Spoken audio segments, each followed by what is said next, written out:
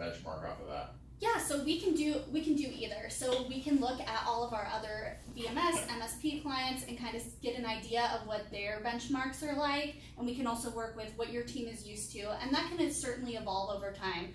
Right now, you're not measuring anything as far as KPIs goes, so we may be more generous in the beginning phases, but later down the line, we might be more aggressive.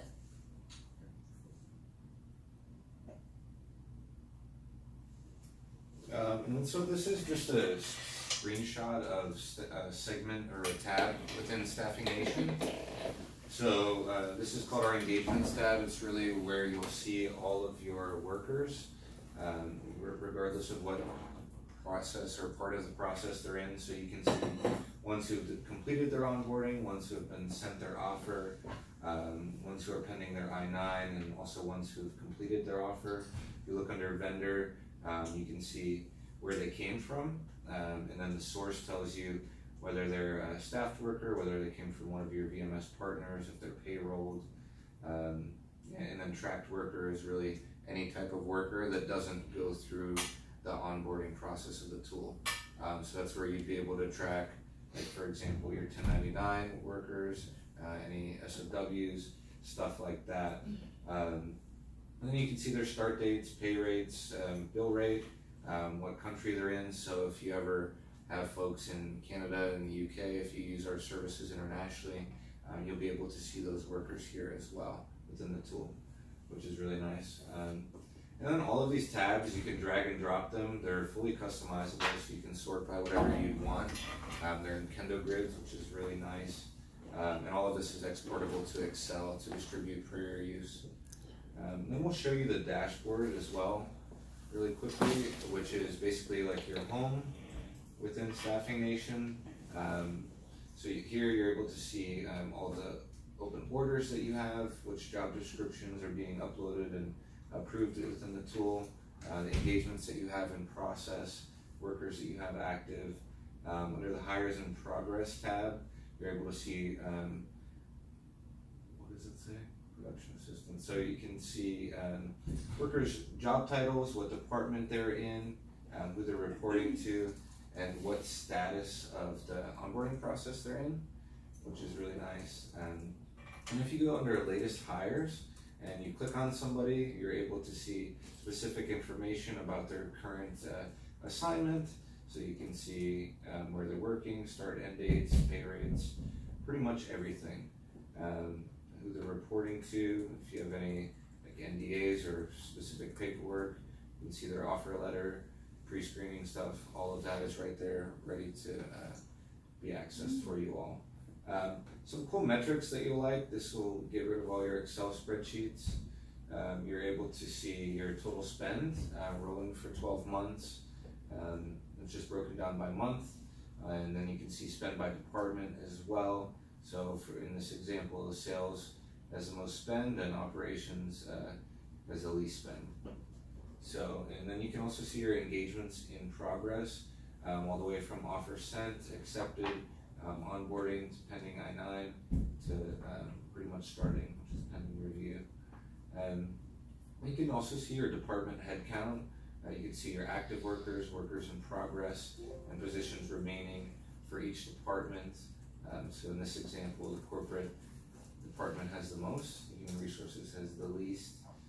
If you tab over one of them, it'll give you more information, which is really nice. Then you can see some metrics into time to accept offer. Right now we have a gentleman named Randy skewing the numbers a little bit, but on average everybody's able to onboard and accept their offer pretty quickly. And then the tab below is onboarding. Same idea, Randy's skewing the numbers, but on average it's about 10 to 12 minutes for them to do all of this. And then up in the top right here, scroll up a little. Yeah, you can see your hires by department, so broken down easily again. Again, you just tab over it and it'll give you an exact number, which is really nice. And then you can see your spend by worker. So it's pretty self-explanatory as well. If there's any tasks for you to complete, this is a demo account, so there's none as of now, but once you're up and running in the tool, there'll be some tasks for you all there. Another useful feature that our clients really like is the anticipated end date. I'm not sure if you all track how long you have certain temp workers on? Is that something that you do? No. I mean, we track it, but we don't enforce anything. Okay, Yeah. you don't enforce anything. So if you ever do, this is really nice. It acts kind of like a stoplight. You set a specific end date, and ones who are close to the end of their assignment are red, or if they've passed it, they're red, and then in the middle they're yellow, and once they first started, they're green. So Does it acts this like a include traffic light. contract workers? What's that? Does this include contract workers? It is. It's specifically for contract workers, and you can have any worker though as well, because it's you know you can add in a tracked worker, and if you want to limit their time, you can track it in the tool as well. And just since you had mentioned tracking any type of worker, one of the things that you'll notice, and you'll like this from a compliance standpoint, Erica, is that we actually use the word engagements as opposed to the agency standard, which is assignments. So we feel like engagements actually truly encompasses every type of worker, whether it be a 1099, an SOW, a tracked worker, international. So we use that to be more compliant in that type of thing. And same goes for workers. Instead of using the word employees, since these aren't your employees, we like to say workers. Now, I know we're getting short on time, but I think it would be super valuable for us to go through the vendor KPIs so you can see some of the how powerful the tool is really. So you'll see we have 4 measurements that are built into the system at this time. Time to fill, placements by vendor, participation rate, and success rate by vendor. So something that's great about the system is that not only are you able to track how quickly your vendors are filling positions, but you're also given a system-wide average. So here you can see your target is 5 days to fill a position. System-wide, it's taking about 10, and your vendors are taking almost 20 days. So this tells us a few things. One, maybe your target's a bit off and you need to adjust it to be more in between maybe 7 to 10 days. And this also tells you that either your vendors aren't participating or maybe there's something wrong with a pay rate or a job description that we need to go in and fix. All of these you can click on and they'll drill down further. So placements by vendor, we can see Recruit Games has 6 placements. If we click here, we can see there's 6 hired, 1 with an offer sent, and 1 who is currently interviewing. Participation rate by vendor, pretty self-explanatory. We can see Recruit US is 100% participation, but Kiwi Recruiting over here hasn't participated in any recs yet. That could be for a couple reasons. Maybe they're not being sent requisitions based on them being a niche recruiting firm, but you'll know all of that, especially with your MSP. And then it's also important to measure the success rate by vendor, and a perfect example of that is Recruit US. So while they have a 100% participation rate, all of their candidates are qualifying. We haven't interviewed or offered any positions to them yet. All of this data is also exportable. So you can get it in a CSV, Excel sheet, you can have it in a JPEG or a PDF. Do you guys have any questions around the vendor KPIs? So I imagine once we have 500 workers in here, this data is going to be really complicated. What do we do with it? Yeah, so if you decide to go in the fully governed model, and even so, we can just place one piece into phase 2 if you wish, but your MSP is really going to know what to do with that data. So they'll be able to take that and create consolidated vendor scorecards to show you at the end of, like I said, the trimester or quarter, whatever we set those benchmarks for. So then you'll be able to evaluate that data in a simpler form.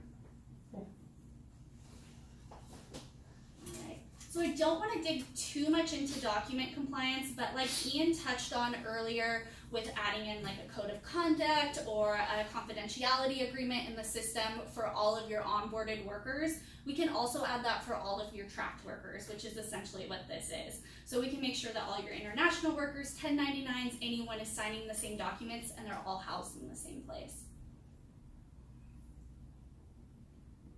Now, if we still have some time, I'd love to jump in to show you guys how it works to submit an order and maybe what it looks like to review candidates. Free time, or is that like our we get hard stop? I think we're at hard stop. Yeah. They're the hard stop? Yeah. No worries. Well, is there anything that I maybe didn't cover in the system that I can give you a brief overview of? If we want to add a customizable field, how is that something you guys can do? Yeah, absolutely. And that's something that is a great question. So when you actually go to submit an order, you'll see that there's this additional information field. So all of this is completely customizable. So I don't know, Jan, are you guys working with cost codes or PO numbers right now? Yeah, so what we would be able to do is either import all of those cost codes into the system so that they can choose from a drop down, or we can put it as an open text field so that when we onboard the worker, we'll have that in there. Same goes for system expertise or anything that you might need to know for a project. We can import anything into the system. Yeah, no problem. Yeah, and when you guys fill out this this order form, we'll of course do trainings for both your team and for all of your vendors, but if all else fails, we make it pretty foolproof. So you can scroll over anything with a red asterisk or a question mark, and it'll tell you exactly what we're looking for. And really, I think if we're on a hard stop, I think that about does it. Thank you. You have any questions, or what do you think of everything? Are you talking Preston? about? You guys, are we done? Are we done? We're done. We're done. Let me get my notes. Where are my notes at? There. So I have a good start for you guys. I think it was everything was like right on. I can't understand James, so we need closed captioning while we talk. It just sounds smart, so it's like. I was say I totally like got in. I Yeah, was so, like, yeah, you got lowered in. didn't yeah, I you? was like totally listening. Yeah. But no, I think you were animated and fun and comfortable, and you had a good voice fluctuation, which is super good. Yeah. So good job on that kind of part. Alex, going over priorities. Consistent communication was good with clients and customer service. I like that you mentioned 1 hour response time, which was good. The concept alignment part and beautiful design, you're new, so I'll give you like you can really, the thing is like they're all powerful, but you have to make them powerful. Absolutely. You know what I'm saying? So it's like going, but you know, you probably haven't heard all my powerful speeches yet. Yeah. So that's the only thing with those. Thank you. I appreciate the feedback. Sure, yeah, but I mean, they were you started off well. In terms of offerings, I thought that was really good too. Let me see. Our CEO is very proud of. I don't know if I like that or not. You guys used it a couple times. I think I liked it, but I'm not sure if it's because You're the I'm the CEO. CEO. Or not. Like, do you know what I'm saying? Like, I'm trying to be like subjective. Like, going, our CEO is very proud of that. It's not really about your pride, it's about what we believe. Yeah. I think that's the inverse of it. I know where you guys are coming from. It's like, this is what our company stands for, starting at the very top. Our CEO, this is how we were established. Yeah. 15,000 W-2 strong, and we still treat people like we did in the beginning. Yeah. Like totally. it's a value thing more than your passion. I mean, it is your passion. Yeah, I don't know. Like, I Yeah. I don't know if like it's a phrase that I like or don't. I mean, Yeah. I didn't have like a bad feeling towards it, but No, yeah. I was just trying to think of like, let's say it was a different person. I'm like, oh, that's kind of cool. That's what they're about. It gives you kind of a little bit of a aboutness. I also almost read those a little bit of comic relief too. Oh, did you? I did one of them, right? Oh, okay. I thought one of them was kind of like, yeah, our CEO's pretty proud of that. Wink, wink. We had one place where they said he should have won best looking CEO too. Yeah, that's true. I mean, that's a fact. Best smelling. Yeah, Love it. You are the best smelling. Thank you, Archon. I like that you took time talking about payrolling when you guys were talking about the services. You didn't glance over those, which I liked. You took time talking about our bread and butter service. You talked about average onboarding time, which was good. You said like the same day is no problem. And you just kind of like, it's no problem, which was really good. You mentioned onboarding paperwork, which made me, again, but it's my hot button. You guys know that. Tasha mentioned paperwork, and I'm like going, that made me think. I always don't want people to think that it's you scan paperwork and upload it. And whenever you use paperwork, I was like going, I was going to ask you a question, I was like, I don't want to. But it makes me think of that. Personalized recruiting model, I like that. I don't remember who said that, somebody said that. And then you mentioned some of the verticals that were there, that was good. The tax question, I don't know why the tax credit question got you guys all in a tizzy. Yeah, okay, so We were just softballing you a moment ago. Yeah, but Okay, so then I know that like big companies, they have an incentive, they have a spend that they need to spend towards. That's not what I was talking about. But then you get if they spend it, they get the tax credit. It's not, you get the tax credit. So if I hire you and I keep you on for 9 months, I get a tax credit. So it's a per person thing regardless. Is that any Well, better? It's gonna go to Rule is- us and say, But the rule is they have to be on, so here's the problem with tax credits. Just- No, there's timelines with it, yeah. So the longer that I keep you on, if I keep you on for 5 years, I get the max amount of credit. Yeah, but they also have to be on unemployment when you hire them. Yeah, And, you and, can't hire them and somewhere you else. had to have them on for 90 days unemployment or a year unemployment, which right now, there's very few people that we're gonna be able to place with them that are on 90 days unemployment or a year unemployment. So Yeah. that makes the tax credit very hard to get. Is that with any veteran that meets those qualifications? So they either have to be a Vietnam era Let's say veteran, post 9/11 or they have to be within a year of getting out, or they have to be a sub-service. But the point of the thing is, the answer is the tax credit would pass on to you.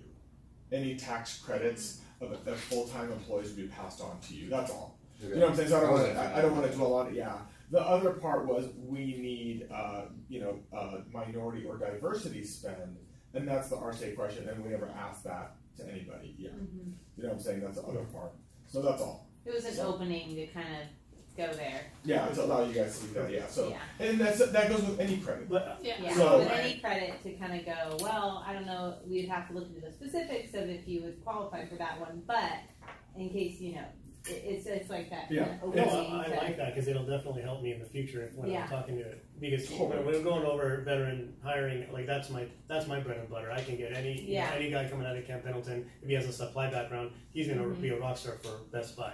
And that's where I thought that was like, I had I was in a little box, but when you guys did that, Yeah. I like that challenge. I like that because now I can go back, research it, and if that gets brought up in the future. Yeah. No, I want to believe that Jan really cares about veterans. I want to believe that because she does. Although I'm a finance person, so anytime you can speak to Just save potential, money. Exactly. Yeah. Yeah, there may be There tax may credit be, even if opportunities you're for not you. Yeah. totally, we have to work out the details. Yeah, if so that would this be is like a eligible. real case scenario that I didn't, maybe we didn't know that, but that's something I'd like, Yeah. Let me find out, I'll give you guys a call, then I'll be right on it, and probably within that hour, I'll be an expert on it, so. Yeah. Yeah, the nonprofit talk was good. I think you mentioned we work with lots of nonprofits, and you mentioned the Honor Foundation. I like all that kind of stuff. That Again, engaging a little bit of emotional stuff. Yeah, you came out really strong. I'm this, I'm that. Was like, you woke me up. Yeah, totally. Yeah. Next is, do you guys have anything up to that point? Do you guys want to have I did, just watch your ums. The only thing, and you are so new, and so I was like, poor guy. You're lying about like our values being the like newest one because it is like you haven't had enough time here to like really get to know those. So I thought you did really good. The And I Kool-Aid's still taking think- it. and I will say our memorable service truly being the ops person, the memorable service, you did a really good job for being so new and explaining in 1 hour time. My brain's a little faster than my mouth, so thank you. No, but you did, yeah, you did good on that one. Are we at program challenges yet or that no? That's the next one. The one thing I would say is, when you did the intros, you said, hey, can you introduce yourselves and what you'd like to get out of this? When people do give, say, maybe I'd like to know a little bit about this, maybe peel back the onion and ask some clarifying questions on that. Because you just kind of threw out that general statement, and I still think qualifying is a big part of starting a presentation and understanding what you want. So I might ask a few more questions before I dig into the presentation. No, for sure. And like the reason I did that, and I think it's a good idea to do that, could have done it a little more, obviously. Like I agree with what you're saying. But it helps because we know the slides, we know what we're going to talk about, and you guys touched on because you know what we're doing here. But right, but like, I don't know if a normal company would do that, but it helps us touch on each of your pain points as we go through the slides. So. Yeah. You guys did some statements that I thought were really good that got me excited, even though I know where it's going. Is that kind of like, and then we're going to show you Staffing Nation. So even if you weren't ready to answer our questions right on, you kind of alluded to like when that would be coming up, which I think gained excitement around kind of like it did start out to where I felt like it was moving along fast enough because sometimes I think some people go too slow in the beginning. Yeah. I thought the pace was pretty good in the beginning with the intros, like not too fast, not too slow, because like some people they go so much through that and then they get to the back ends of the slide and they don't have time for the meat. Totally. So I thought the timing of it all was actually done pretty good. And it's also, it stops it from having too much meat before your slides come up. Because I see that happening a lot too with people when they're presenting, is they'll be like, oh, okay, well let me start telling you about Staffing Nation, and then you're gonna go through a demo. So by saying like, hey, we're gonna get to that, it creates the excitement, it also doesn't slow down your momentum. So you guys did a good job with that. Do you have anything else on that part? You know, one of the things that I just kind of make as a general observation is, I would, if you guys go through this, you get crisper in your delivery. But chemistry was really good, and I like everything. You know, I thought you guys really gelled well together. So. Yeah. So 1099 dialogue was decentish. There was a 1099 question. You guys said IRS and Social Security factors. That kind of like threw me for a little bit. Because I don't think that Social Security does anything with the factors. It's just the 20 IRS stuff. So I think you just, no, not a big deal. Then the global program challenges slide, you had a good ask and about something. I don't remember what the. She asked us what our challenges were. Yes, that was a good way to open it up by just reading. Yeah, again, but you guys don't. The hard part is that a lot of people don't empathize with it. Do you know what I'm saying? So like, I throw out a whole like, bleh, I want help with governance, and you guys can jump all over that. Like, who else helps you in the program right now? Specifically, what do you mean? You know what I'm saying? What kind of tasks that you can take on quickly? Because if I list off some tasks, now you have easy selling points that are there. Because governance is important. You know what I'm saying? Somebody does it, and obviously I am lazy and don't want to play video games. Yeah. And so, you know, dwelling on those I think is very, very important. To respond, to empathize, to communicate with me is a very important part. And then when you mentioned, were you mentioning finance stuff? Yeah, invoices and that kind of stuff. Yeah. That was a little bit easier. I feel like that was kind of more straightforward. But anyways, just have that. Yeah, even like I was just thinking as you were saying that, like, you know, that those challenges are like a lot of the clients that we work with today. Totally. And a statement like that would be really, you know, we haven't really heard that. Your challenge, and actually we haven't had anybody start that slide off like you did, so I was like, yay! You know, because everybody's kind of like gone through it, which you can go through parts of it too. I'm not saying like not to do it that way, but I'm just saying like I personally like that way that you went about it, because it's like, I don't really care about other people's challenges, I care about mine and his and what we're trying to do. And so, the with them. And so the way that you posed that, you were kind of like ready to like take it on. But I just think it's once again those stories, those examples of how, and I know we don't have a lot of MSP VMSs, but those examples. But we do. But I mean, Ian could have like talked about line. Yeah. I mean, do you know what I'm saying? Like, you know that account inside and out, backwards and forwards. You could have been like, for example, that's awesome, you know, and I think governance is very important, you know, to every organization. Recently, one of my accounts, Line, had 1,300 people that we helped take off of their plate and manage them, and then you can give a few examples that would have just like, and then reeled me in. You know what I'm saying? So I think at any time, like for me, and I think I do this when I'm out doing sales, whenever they give me something, I hook onto that thing. Because at least I know that is one thing that's for sure. Yeah. Everything else is speculation, right? Every other thing is really speculation. But the one thing that you do tell me, I'm going to, you know, hook myself onto as much as possible. What else?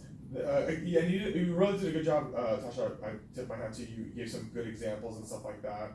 The 4-week conversion is a little bit low. You talked about how we can convert people after 4 weeks to a payrolling rate. It takes longer than 4 weeks. And so I think if you guys were listening, you're like, oh, we never convert people after 4 weeks, obviously. So one of you guys could have stepped in. Maybe it was 4 months. You said something on your is what it was. presentation. 3 months or 4 months. You said it's a 4-week conversion. I was like, oh. $2 million by 4 No, weeks. well, because you started off like, so I gave her street cred for the 1.6. I don't want to be ever with you. Did you box it out with them? Oh, right, exactly, yeah. And I was like, oh, I gotta pull this out of the vault. Yeah, so I like the 1.6 million because it is a great example. I think all of us, you know, easily were like, ooh. But then when it came to the 4-week conversion, I was like, oh, okay. So, the problem with it is it makes me wonder if the rest of your comment has street cred. Yeah. That's what's hard about those stories is they're powerful, but if there's something that looks really egregious, it makes me wonder, does she know what she's talking about? Yeah. Or am I being lied to? That's all. Yeah. Good answer to the 3-phase question that I asked you guys about the different locations. You guys did a good job there. And I like, and you guys, the big bubble slide, whoever did the one with the bubbles, with the 3 phases, that was good because you actually spent time on it. And I think for me, it gave a good wrap of the whole thing. Like, here's another look at it. And as I stared at the slide for a while, because I actually never looked at the slides that I make, I was like, going, oh, yeah, that totally makes sense. I see why that's there. You know, you're like, going, here's the different phases, the MSP is always there, but regardless, you're always using Staffing Nation and stuff like that. Yep. I said that great streamlining from that program challenges to that slide, it was just like butter. Yeah. I think that was the best I'd seen that transition. Totally agree. Where a lot of people get like, how do I go from talking about all this and then all that, and it kind of like a lot of people are really, it gets like slow and weird. So I liked that like the transition kind of happened really naturally with you guys. You had a lot of really great short and sweet explanations, and then I actually asked a question after one of them. And that was a real natural, like, that wasn't like a standard question we've been asking everybody, but I was telling another person, like, don't go too far. Like, you did a really good job of staying, like, answer the question, don't give, like, too much information. Yeah. And, like, and then I was, like, urged to ask another question if I wanted to know more. So you did really good on that, and your energy level was really good. Thanks. You boys are really relaxed. Yeah. They really are. Like, I was gonna make like the did everybody have some CBD water or something? I don't know, or THC water. I was like, they were so relaxed. I was saying I was more nervous in the preparation, like speaking with them, but when and you guys came, like, you guys make it so like, okay, now I can kind of talk, and I think one of my last slide, I was trying to do too much at once, and I kind of slipped, but besides that, like, I felt really comfortable speaking. Yeah, you guys did not have any, like, I did not feel any nerves or anything, almost to the point where I was like, I don't know. I mean, yeah, there wasn't like that sense of. Yeah, but you were like moving through the slides. Yeah, it wasn't like a bad thing, but there wasn't like that sense of. Well, and there were times when I would look at you guys and you guys weren't engaged in the process, with all due respect. That's okay. I mean, I know it can get boring or tedious or whatever, but I feel like when you have a team together, like even if you probably looked at us, we're always looking at each other and like engaged. It feels like this cohesive presentation of a bunch of people. Good, bad, or good job of otherwise. bringing us back in, though. I noticed that you did a good job of like calling me out or making me engage with you, and that's a great way to do it because it makes us more invested and it also makes us pay attention, especially if we've been through multiple of these and it's just like sales after sales after sales. It gets old, so it's great to like have you engage and actually ask the question. So you did a wonderful job with that. Thanks. Yeah, I agree. Because really, that's what people like. Is like feeling like I can see myself talking to you on the phone if I decide to go with you guys and working with you. And, you know, I feel like you understand what I'm going through and that you're going to figure it out because whatever Best Buy, I am in this for Jan. You know, Totally true. Jan's life wants to be She easier. is delightful. She is. The one thing I'll say, and this is where I think it's hard to watch Sammer's presentation and then go try to replicate it. You have such good examples on each bullet, right? Like he kind of really digs into each bullet. But then when you just read the bullets, I didn't care. To me, if I was watching a presentation, you read each bullet, I'm I'm checking out. I'm actually checking my phone. You know, I mean, you see that happen in meetings too. And you're like, oh boy, they're checking their phone. Let's move. But I would just be careful, and I would say the two things that really engage, you know, when you're going through slides with a lot of wording, is the questions and then the real life examples. So rehash that all over, but those two things, the questions and real life examples will draw me in, and just be careful with how much you read. And summarize. That's the best thing I ever was told when doing presentations is don't ever read what's exactly on the slide. Just summarize in your own words, because then if they really want that exact information, they'll ask you for the presentation. Yeah. They'll be like, hey, can we go over that again? So it's so funny because that's one of the biggest tips I've ever gotten. And half the time I don't even look at my PowerPoint. I don't even know what slide I'm on. I don't even care because I'm just selling you how wonderful I am and how much I know. So that's what I would really focus on is so easy to like get nervous and just start reading. Don't do that. Just give it, and then you sound like an expert too because you don't even need your slide. Well, that's kind of like the Steve Jobs approach, which was just kind of put a picture up there and talk about it. Yep. Right? Yep. Cool. Good job. That's all I have. Sweet. Thanks, You guys guys. are done. Have a happy weekend. Until the next presentation. Yeah, we got 2 more Monday. We got 2 more Monday. At least you have 2 days to forget about it. And I'll give you guys a copy of your presentation. I really encourage you to sit down and look at it from beginning to end. How painful is that? Right. Rewatching Real life. yourself. Next Yes. Wednesday. All right.